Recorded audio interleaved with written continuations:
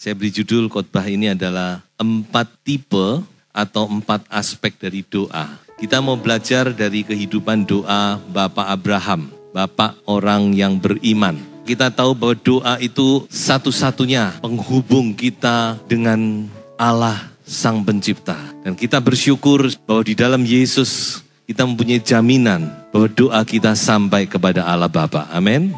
Kalau saya melihat dalam kehidupan doa Bapak Abraham, ada 4 macam doa yang mungkin kita sudah lakukan walaupun mungkin kita tidak sadari. Untuk itu saya ajak pertama-tama kita membaca dulu di dalam Kejadian pasal yang ke-18 ayat 1-3 saja. Kemudian Tuhan menampakkan diri kepada Abraham dekat pohon tarbantin di Mamre. Sedang ia duduk di pintu kemahnya waktu hari panas terik. Ketika ia mengangkat mukanya, ia melihat 3 orang berdiri di depannya. Sesudah dilihatnya mereka, ia berlari dari pintu kemahnya menyongsong mereka. Lalu sujudlah ia sampai ke tanah. Serta berkata, Tuanku, jika aku telah mendapat kasih Tuanku, janganlah kiranya lampaui hambamu ini. Bapak Abraham oleh kepekaannya, dia bisa mengetahui bahwa 3 orang yang sedang berjalan ini bukan sembarang orang. 3 orang ini tidak lain adalah Teofani. Teofani itu adalah penampakan Tuhan dalam wujud manusia di zaman Perjanjian Lama. Lalu Perjanjian Baru sudah jelas firman menjadi daging, yaitu Yesus. Tapi di zaman Perjanjian Lama ada beberapa kali Allah juga turun sebagai manusia.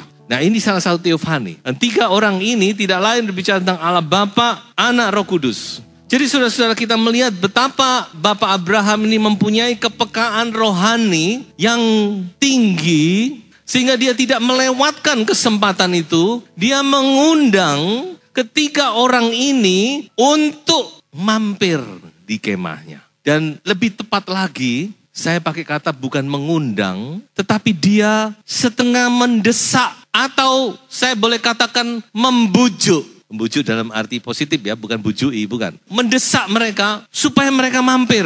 Mengapa saya katakan demikian? Kalau Bapak Ibu membaca di dalam ayat-ayat berikutnya, maka Bapak Ibu akan melihat bagaimana Abraham itu berupaya menyenangkan ketiga orang ini. Ya, masa yang terbaik, bahkan dikatakan dia lari-lari menyediakan, berusaha untuk mengentertain, menyenangkan hati mereka. Inilah satu tipe atau aspek doa yang pertama, yang saya katakan bahwa doa itu adalah mendesak atau membujuk tadi. Doa itu adalah mengajak, membujuk, memohon dengan sangat Tuhan. Jangan cuma lewat, tetapi masuklah ke dalam kemah hidupku. Masuklah ke dalam rumahku. Nah, inilah salah satu tipe dalam doa. Mendesak, membujuk Tuhan. Ayo Tuhan mampir. Saudara jangan mempunyai konsep, Tuhan itu tidak mau mampir, tidak. Tapi ini sikap hati kita. Bagaimana kita begitu merindukan Tuhan. Ada 2 contoh lagi yang saya ingin sampaikan untuk memperlengkapi hal ini. Di dalam Kejadian pasal 19, saudara akan menemukan kejadian yang hampir sama. Karena 19 ini kelanjutan dari 18. Jadi di situ ketiga orang tersebut, 1 tertinggal lalu 2 melanjutkan perjalanan ke Sodom dan Gomora. Untuk melihat situasi Sodom dan Gomora. Jadi Sodom dan Gomora berbicara dunia, keadaan di akhir zaman ini. Dan kita melihat bagaimana Lot, seorang keponakan dari Abraham, masih punya kepekaan. Ketika dia melihat 2 orang ini, dia tahu bahwa 2 orang ini minimal dia punya kebaikan hati. Saudara bisa membaca itu nanti. Dia mendesak, dikatakan 2 orang ini untuk mampir di rumahnya. Kata mendesak muncul di situ. Tuhan mampir, jangan tinggal di lapangan, bahaya. Dan memang bahaya, mampir di rumahnya aja, rumahnya digeruduk oleh orang-orang Sodom. 2 itu mau diperkosa. Itulah keadaan dunia. Situasi Sodom dan Gomora ini sudah di mana-mana. Kemudian saudara-saudara, di dalam Lukas 24 ayat 29 ada kejadian yang hampir sama. Kali ini 2 orang murid yang sedang berjalan ke Emmaus bersama dengan Yesus dan mereka tidak sadar bahwa itu Yesus. Tapi sampai di Emmaus mereka mendesak Yesus untuk mampir. Tuhan, jangan teruskan perjalanan, ini sudah malam Tuhan, bahaya. Ayo mampir ke rumahku, makan sedikit, ayo seadanya. Dan apa yang terjadi saudara-saudara? Karena mereka melakukan itu, mereka dicelikkan. Saat itu mereka dicelikkan, mereka melihat Yesus yang bangkit itu. Dan mereka pulang kembali ke Yerusalem. Jadi saya melihat kalau Allah mampir dalam rumah kita, pasti ada sesuatu yang terjadi dalam hidup kita. Kembali kepada Abraham, Kejadian 18. Dia mendapat peneguhan janji anak dari Allah. Tahun depan Sarah akan punya anak lagi. Lalu aku mampir di sini, Sarah sudah menimang seorang anak. Lot, karena dia mendesak Tuhan untuk mampir, dia selamat dari Sodom dan Gomora. Jadi saudara-saudara, kalau Tuhan mampir, kalau Tuhan masuk dalam rumah hidup kita, pasti ada berkat yang terjadi dalam hidup kita. Kadang-kadang kita perlu, Tuhan, jangan cuma lewat, masuk dalam hatiku. Kita membujuk Tuhan. Dengan apa kira-kira kita membujuk Tuhan? Kita mengentertain Tuhan. Kalau tadi kita lihat dalam kehidupan Abraham dan Lot, juga 2 orang murid, mereka menyediakan makan. Abraham menyembelih anak lembu yang dagingnya paling enak. Bahkan ketika mereka makan, Abraham, dia berdiri di dekatnya ya, memposisikan diri sebagai seorang hamba yang melayani. Biasa saudara-saudara. Lalu kita dengan apa mengentertain Tuhan, melayani Tuhan, menyenangkan hati Tuhan?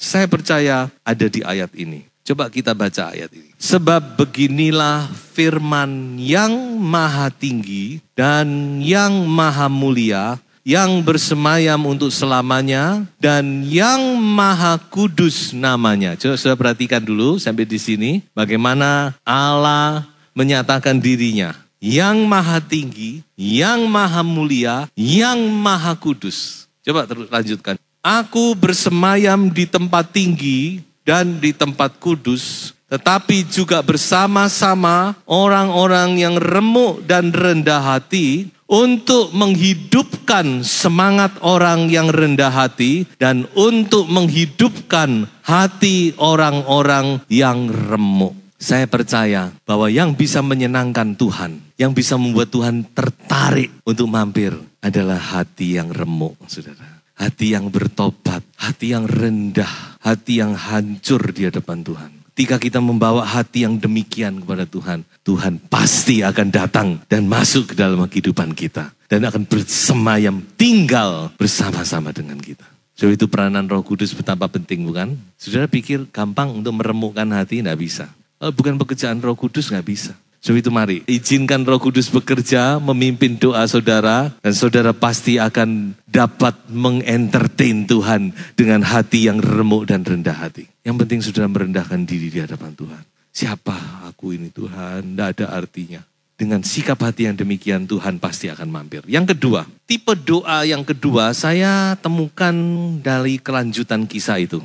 Kalau saudara ikuti terus Kejadian 18, saudara akan sampai kepada satu titik di mana Abraham tawar-menawar dengan Allah Bapa. Saya percaya yang tinggal adalah Allah Bapa, Allah Anak dan Roh Kudus meneruskan perjalanan ke Sodom dan Gomora. Menarik sekali saudara, seorang manusia bisa demikian tawar-menawar saudara-saudara. Abraham tawar-menawar dengan Allah. Mulai dari 50 diajukan Tuhan, kalau ada 50 orang di Sodom dan Gomora, masa engkau akan hancurkan Sodom dan Gomora? Tuhan bilang, oke, aku janji kalau 50, aku tidak akan hancurkan kota itu. Abraham pikir-pikir, apa ono ya 50 ya? Wah kakek nih 50, 45 Tuhan. Oke 45, terus turun 50, 45, 40, 30, dia masih tidak mau menyerah, 20, 10, wis mentok. Mentoknya karena salahnya sendiri. Dia ngomong, Tuhan sekali ini saja. Makanya Tuhan tidak salah. Oke sekali ini loh ya. Berapa? 10. Oke 10. Pergi Tuhan. Ini tipe doa yang saya katakan adalah pergumulan. Bergumul. Tidak lepaskan itu. Berbicara tentang pergumulan, kita ingat kepada cucu dari Abraham. Sekian puluh tahun kemudian lahirlah cucu Abraham yang bernama Yakob. Dan dia pernah melakukan apa yang kakeknya lakukan, yaitu dia bergumul dengan Tuhan. di tepi sungai Yabok. Tapi Yakub lebih lihai lagi. Dia bilang kepada malaikat yang bergumul dengan, aku tidak akan lepaskan engkau kalau engkau tidak memberkati aku. Tidak, ini sudah pagi, aku harus pergi. Tidak, berkati aku dulu. Bergumul, dia pegang terus. Sampai akhirnya pribadi itu menyerah. Aku berkati kamu. Baru dia lepaskan. Doa itu perlu kegigihan. Karena doa itu sebuah pergumulan. Harus gigih. Tidak boleh gampang nyerah. Semangat Yakub ini harus kita miliki. Bagaimana kita pegang itu janji Tuhan. Tuhan, ini janjimu. Dan engkau tidak pernah berdusta. Kalau engkau berjanji pasti dikenapi. Aku terus akan berdoa. Sampai aku mendapatkan kenyataannya. Sampai engkau memberkati aku. Ya pegang terus. Dan dia mendapat. Haleluya. Jangan putus asa ya. Kita punya janji Tuhan yang begitu luar biasa. Makanya doa itu yang paling kuat itu kalau saudara pegang janji Tuhan. Saudara punya dasar janji Tuhan. Dan janji Tuhan itu banyak. Apapun yang saudara butuhkan, saudara bisa dapatkan itu. Saudara berdiri atas janji itu. Saudara berpegang janji itu. Saudara terus, pasti saudara akan mendapat. Ada satu contoh lagi di perjanjian baru tentang seorang wanita yang punya semangat yang kurang lebih sama. Seorang wanita Kanaan. Perempuan dari Siro Venesia dikatakan. Bagaimana dia minta kepada Tuhan untuk menjamah anaknya yang lagi sakit. Dan saya katakan wanita ini gigih karena apa? Dia mendapat banyak halangan. Ada 4 halangan yang saya catat di sini. Pertama, dia tidak dianggap oleh Tuhan. Saya bisa baca itu. Dia minta, Tuhan Yesus. Tuhan Yesus kayak pura-pura tidak kerungu. Gak dianggap loh sama Tuhan. Gimana kalau kita gak dianggap sama Tuhan? Wanita ini tidak peduli. Dia terus berteriak. Kemudian halangan yang kedua dikatakan dia disuruh pergi oleh murid-murid. Rame-rame nih, pergi. Tuhan Yesus lagi sibuk. Sana pergi. Ketiga, saudara-saudara, Tuhan Yesus menjawab dengan ketus kepadanya. Aku datang cuma untuk domba-domba Israel, bukan untuk bangsa lain. Waduh, saudara, bayangkan ya. Dan yang keempat, yang paling merendahkan, Tuhan Yesus ngomong gini, roti cuma untuk anak, bukan untuk anjing. Waduh. Tapi wanita ini luar biasa. Dia tidak menyerah. Dia ngomong, benar Tuhan, benar. Memang roti itu untuk anak. Tapi anjing itu juga makan remah-remah roti yang jatuh dari meja tuannya. Anjing pun dapat bagian loh Tuhan. Masa remah-remahnya aja gak dapat. Dan Tuhan Yesus ngomong, perempuan luar biasa imanmu. Pergilah anakmu sembuh. Luar biasa saudara ya. Kadang-kadang memang doa itu perlu gigih. Karena doa itu kita bergumul. Jangan mudah menyerah. 1 hari gak dapat 2 hari. 2 hari gak dapat 2 minggu. 2 minggu 2 bulan. Dan saya sudah mendengar banyak kesaksian. Orang-orang yang gigih dalam doa. Pada akhirnya doa mereka menjadi kenyataan. Yang ketiga, doa itu juga sebuah penantian. Kalau kita mundur ke belakang beberapa pasal tentang bagaimana ketika Allah berjanji dengan Abraham, masuk dalam satu perjanjian dengan Abraham. Saya sudah katakan bahwa waktu itu caranya berjanji itu binatang dibelah lalu dihadapkan. Lalu orang yang berjanji atau pihak yang berjanji, dia akan berjalan melewati tengah-tengah belahan binatang itu. Dan di sini saudara-saudara, dalam cerita ini kita melihat bahwa setelah Abraham menyiapkan segala sesuatu, dia sudah siapkan korban, dia sudah belah itu, dia sudah taruh berhadapan-hadapan. Apa yang dia lakukan? Menanti. Allah gak langsung datang. Abraham harus menanti, menunggu. Dan tidak tahu berapa lama. Karena dikatakan sampai terakhir bahkan Abraham sampai tertidur. Selama menanti itu dia ngusir, burung-burung mulai datang, bukan? Burung-burung pemakan bangkai, dia mencium ada bangkai mulai datang dan Abraham harus mengusir burung-burung itu. Dan akhirnya dia sini tidak kuat, akhirnya dia tertidur, menanti. Doa itu kadang-kadang kita menanti. Dan ketika dia bangun, apa yang dia lihat? Allah hadir dalam wujud perapian yang berasap dan suluh yang menyala. Berjalan di tengah-tengah belahan itu. Saya percaya 2 ini bicara tentang Bapa dan Roh Kudus. Lalu di mana anaknya? Korban itu. Jadi saudara ini bayangan dari salib Yesus. Di atas kayu salib, dan oleh karya salib itu Bapa mengikat janji dengan kita. Roti dan anggur, Tuhan Yesus ngomong, ini darahku, darah perjanjian. Tapi lepas dari itu kita melihat bagaimana doa itu sebuah penantian. Kadang kita harus menanti dengan sabar. Sampai Allah hadir. Sampai Allah sendiri berjalan menghampiri kita. Dan saya mau katakan bahwa penantian itu tidak pernah sia-sia. Amin. Saudara mau menanti di hadapan Tuhan. Tuhan pasti akan menghampiri kita. Coba kita baca 2 ayat ini. Mazmur 5 ayat yang keempat. Tuhan, pada waktu pagi engkau mendengar seruanku. Pada waktu pagi aku mengatur persembahan bagimu dan aku menunggu-nunggu. Yang doa pagi tentu tahu artinya ada saatnya kita menanti Tuhan. Ada saatnya Roh bekerja. Ada saatnya seperti kita menanti Tuhan. Ayo Tuhan, persembahan sudah aku siapkan. Datang. Mazmur 40 ayat yang kedua. Aku sangat menanti-nantikan Tuhan, lalu ia menjenguk kepadaku dan mendengar teriakku minta tolong. Jadi ada waktunya kita harus menanti Tuhan, saudara. Dan yang dibutuhkan adalah kesabaran kita. Saudara, siapa yang membutuhkan Tuhan? Tuhan atau kita? Kita. Amin. Jadi kita harus sabar menunggu, saudara. Baik itu menunggu dalam doa, baik menunggu jawaban Tuhan dinyatakan. Saya akan sampai kepada tipe keempat. Saya lihat itu dalam kehidupan Abraham ketika Abraham sudah mencapai puncak dari kerohaniannya. Allah berkata kepada Abraham dalam doa. Saya yakin Allah berfirman waktu Abraham berdoa. Abraham, serahkan Ishak anakmu yang kau kasihi itu menjadi korban bakaran. Yang saya lihat yang luar biasa kalau saudara baca. Saudara masih ingat tuh tadi bagaimana Abraham tawar-menawar dengan Allah. Karena Lot. Dia berani tawar-menawar dengan Allah. Tapi kali ini, saudara, saya tidak melihat Abraham menawar.